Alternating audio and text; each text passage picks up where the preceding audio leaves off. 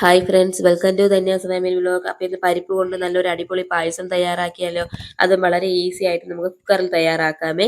അപ്പം പായസം തയ്യാറാക്കാനായിട്ട് ഞാൻ ദേ ഇവിടെ കുക്കർ വെച്ചിട്ടുണ്ട്. മീഡിയം ഫ്ലെയിമിലാണ് കേട്ടോ തീ ഇട്ടിട്ടുള്ളത്. ഇനി ഇതിലേക്ക് നമുക്ക് ഒരു അര കപ്പ് പരിപ്പിട്ട് കൊടുക്കാം കേട്ടോ. പരിപ്പിട്ടതിന് ശേഷം പയറ് പരിപ്പാണ് അത് ഇട്ട് കൊടുത്തിട്ടുണ്ട്. അതൊന്ന് നമുക്കൊന്ന് വറുത്തെടുക്കണം. ചെറുതായിട്ട് നിറമൊക്കെ ഒന്ന് മാറി വരുന്ന സമയത്ത് നമുക്കിതിലേക്ക് ഒരു 1/4 കപ്പ് ചൗവരിയും കൂടെ ആഡ് ചെയ്ത് കൊടുക്കാമേ. ചൗവരിയും കൂടെ ഇട്ടതിന് ശേഷം 1 മിനിറ്റ് ജസ്റ്റ് ഒന്ന് വറുത്തതിന് ശേഷം നമുക്ക് ഫ്ലെയിം ഓഫ് ചെയ്ത് ഇതൊരു 3-4 വെള്ളം നമുക്ക് നല്ലോണം ഒന്ന് കഴുകിയെടുക്കാം കേട്ടോ. അപ്പോൾ കഴുകിയെടുത്ത് കൊണ്ടുവന്നിട്ടുണ്ട്. ഇനി ഇതിലേക്ക് നമുക്കൊരു 2.5 കപ്പ് വെള്ളം ഒഴിച്ചു കൊടുക്കണം കേട്ടോ. അതായത് അര കപ്പ് പരിപ്പിന് 2.5 കപ്പ് വെള്ളം ഒഴിച്ചു കൊടുത്ത് നമുക്കിത് അടച്ചു വെച്ച് മീഡിയം ഫ്ലെയിമിൽ ഇട്ടതിന് ശേഷം ഒരു 4 വിസിൽ നമുക്ക് കയറ്റാം കേട്ടോ. ഇനി നമ്മൾ വെള്ളം ഒഴിച്ചു കൊടുത്തതിന് ശേഷം ഇതിലേക്ക് 1 ടേബിൾ സ്പൂൺ നെയ്യും കൂടെ ഒന്ന് ഒഴിച്ചു കൊടുത്തതിന് ശേഷം നമുക്കിത് അടച്ചു വെച്ച് ഒരു 4 വിസിൽ കയറ്റിയെടുക്കാമേ. അപ്പോൾ അതൊന്ന് ആകുന്ന സമയത്ത് നമുക്ക് ശർക്കര പാനി തയ്യാറാക്കാം. അപ്പോൾ അതിനുവേണ്ടി ഞാൻ ഇവിടെ ഒരു 1.5 കപ്പ് ശർക്കര എടുത്തിട്ടുണ്ട് കേട്ടോ. അതായത് അര കപ്പ് പരിപ്പിന് 1.5 കപ്പ് ശർക്കരയാണ് എടുത്തിട്ടുള്ളത്. അതിലേക്ക് അര കപ്പ് വെള്ളവും കൂടെ ഒഴിച്ച് നമുക്ക് നല്ലോണം അതങ്ങ് ഉരുക്കിയെടുക്കാം കേട്ടോ. അപ്പോൾ ദാ ഇവിടെ ശർക്കര പാനി റെഡി ആയിട്ടുണ്ട്. അത് മാറ്റി വെക്കാം. അപ്പോഴത്തേക്കും ദാ പരിപ്പിൻ്റെ വിസിലൊക്കെ വന്ന് കംപ്ലീറ്റ് എയർ പോയതിന് ശേഷം ദാ ഓപ്പൺ ചെയ്യുന്നുണ്ട് കേട്ടോ.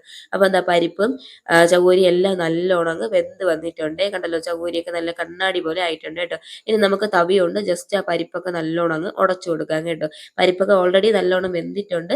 എന്നാലും നമുക്ക് തവി കൊണ്ട് ജസ്റ്റ് ഒന്ന് ഉടച്ചു കൊടുക്കാം. പിന്നെ ഇടയ്ക്കിടയ്ക്ക് ആ പരിപ്പൊക്കെ ഒന്ന് കടിക്കാൻ കിട്ടുന്നത് നല്ല ടേസ്റ്റ് ആണ്.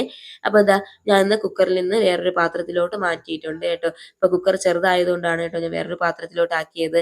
അപ്പോൾ ഇതാ ഇവിടെ ഇനി നമുക്ക് അതൊന്ന് ഫ്ലെയിം ഓൺ ചെയ്ത് മീഡിയം ഫ്ലെയിമിൽ ഇട്ടതിന് ശേഷം നമുക്കത് വച്ചു കൊടുക്കാം കേട്ടോ. അപ്പോൾ ചെറുതായിട്ടൊന്ന് തിള വരുന്ന സമയത്ത് ഇതിലേക്ക് നമ്മൾ തയ്യാറാക്കി വെച്ചിട്ടുള്ള ശർക്കര പാനി നമുക്ക് മുഴുവനായിട്ട് ഒഴിച്ചു കൊടുക്കാമേ. അതൊന്ന് നല്ലോണം അങ്ങ് മിക്സ് ചെയ്ത് കൊടുക്കാം.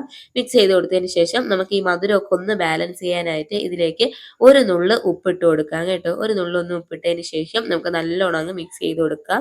അതുകൂടാതെ ഇതിലേക്ക് ഒരു അര കപ്പ് വെള്ളവും കൂടെ ഒഴിച്ചു കൊടുക്കാം കേട്ടോ. അര കപ്പ് നോർമൽ വാട്ടറും കൂടെ ഒഴിച്ച് നമുക്കത് നല്ലോണം അങ്ങ് തിളപ്പിച്ചെടുക്കാം കേട്ടോ. അപ്പോൾ നല്ലോണം തിള വന്നതിന് ശേഷം ഇതിലേക്ക് നമുക്ക് തേങ്ങാപ്പാൽ ഒഴിച്ചു കൊടുക്കണേ. അപ്പോൾ ഒരു അരമുറി തേങ്ങ എടുത്ത് ഒരു 1/4 കപ്പ് വെള്ളവും ചേർത്ത് നല്ലോണം നമുക്കതങ്ങ് പിഴിഞ്ഞെടുക്കാം കേട്ടോ. നല്ലോണം പിഴിഞ്ഞതിന് ശേഷം നമുക്ക് ഇതിലേക്ക് അങ്ങ് ഒഴിച്ചു കൊടുക്കാം. എന്നിട്ട് നല്ലോണം നമുക്കങ്ങ് മിക്സ് ചെയ്ത് കൊടുക്കാം. ചെറുതായിട്ടൊന്ന് തിള വരുന്ന സമയത്ത് നമുക്ക് ഫ്ലെയിം ഓഫ് ചെയ്ത് മാറ്റി വയ്ക്കാം. ഇനി ഒരു പാൻ വെച്ച് അതിലേക്ക് ഒരു 2 ടേബിൾ സ്പൂൺ നെയ്യ് ഒഴിച്ചു കൊടുത്തതിന് ശേഷം കുറച്ച് കിസ്മിസും കാഷ്യൂനട്ടും ഇട്ട് കൊടുക്കാം. അതിനോടൊപ്പം തന്നെ ഒരു 2-3 ചെറിയ തേങ്ങ ചെറിയ ചെറിയ പീസുകളാക്കി കട്ട് ചെയ്ത് അതും കൂടെ നമുക്ക് ഇതിലോടൊപ്പം ഒന്ന് വറുത്തെടുക്കാം കേട്ടോ. അപ്പോൾ ചെറുതായിട്ട് തേങ്ങയൊക്കെ കടിക്കാൻ കിട്ടുന്നത് നല്ല ടേസ്റ്റ് ആയിരിക്കും. ഇനി നമുക്ക് അതൊന്ന് വറുത്തതിന് ശേഷം ഈ പായസത്തിലോട്ട് അങ്ങ് ഒഴിച്ചു കൊടുക്കാം. ഇതിനോടൊപ്പം തന്നെ നമുക്ക് ഒരു 1/4 ടീസ്പൂൺ ഏലക്കാ പൊടിയും കൂടെ ആഡ് ചെയ്ത് കൊടുക്കാം കേട്ടോ. 1/4 തൊട്ട് ഒരു അര ടീസ്പൂൺ വരെ ഏലക്കാ പൊടിയും കൂടെ ആഡ് ചെയ്ത് കൊടുക്കാം. ഇനി നമുക്ക് നല്ലോണം അങ്ങ് മിക്സ് ചെയ്ത് കൊടുക്കാം കേട്ടോ. അപ്പോൾ നല്ല അടിപൊളി ടേസ്റ്റി ആയിട്ടുള്ള ഒരു പരിപ്പ് പായസം ഇവിടെ റെഡി ആയിട്ടുണ്ട് കേട്ടോ. അപ്പോൾ നമുക്ക് സിമ്പിൾ ആയിട്ട് തന്നെ കുക്കറിൽ തയ്യാറാക്കാം. അപ്പോൾ വളരെ എളുപ്പമാണ് കേട്ടോ. കണ്ടല്ലോ, നല്ല ടേസ്റ്റ് ആണ്. അപ്പോൾ ഇത്രയും ചെറുതായിട്ട് ലൂസായിട്ടിരിക്കുന്നെങ്കിലും ഇതൊന്ന് തണുക്കുന്ന സമയത്ത് ഇത് നല്ല കട്ടിയാവും കേട്ടോ. അതുകൊണ്ട് തന്നെ ഈ പരുവത്തിന് നിങ്ങൾ ഇത് ഓഫ് ചെയ്തോണം കേട്ടോ. ഓഫ് ചെയ്തോണം. കുടിക്കാൻ നല്ല ടേസ്റ്റ് ആണ് കേട്ടോ. അപ്പം ഞാൻ പറഞ്ഞല്ലോ, ഇത് തണുക്കും തോറും കുറേ കട്ടിയാകാനായിട്ട് തുടങ്ങും. അതുകൊണ്ട് തന്നെ ഒരു മീഡിയം ഫ്ലെയിം ആകുമ്പോഴത്തേക്കും നമുക്കതങ്ങ് ഓഫ് ചെയ്യാം കേട്ടോ. അപ്പോൾ അതാ ഇവിടെ നമ്മളിനി ഒരു പാത്രത്തിലോട്ടങ്ങ് മാറ്റാമേ. അപ്പോൾ ഇതാ കണ്ടല്ലോ, നല്ല ടേസ്റ്റി ആയിട്ടുള്ള ഒരു അടിപൊളി പായസമാണ് കേട്ടോ. മധുരമൊക്കെ കറക്റ്റ് ആണ്. ഞാനിവിടെ അര കപ്പ് പരിപ്പിനുള്ള അളവാണ് കേട്ടോ എടുത്തിട്ടുള്ളത്. ഇത് നിങ്ങൾ എടുക്കുന്ന അളവിനനുസരിച്ച് ഇൻഗ്രീഡിയൻസിനും അതിനനുസരിച്ചുള്ള മാറ്റങ്ങൾ വരുത്തണം കേട്ടോ. അപ്പോൾ അര കപ്പിനുള്ള എല്ലാ ഇൻഗ്രീഡിയൻസും അതേപോലെ എടുത്തിട്ടുണ്ട്.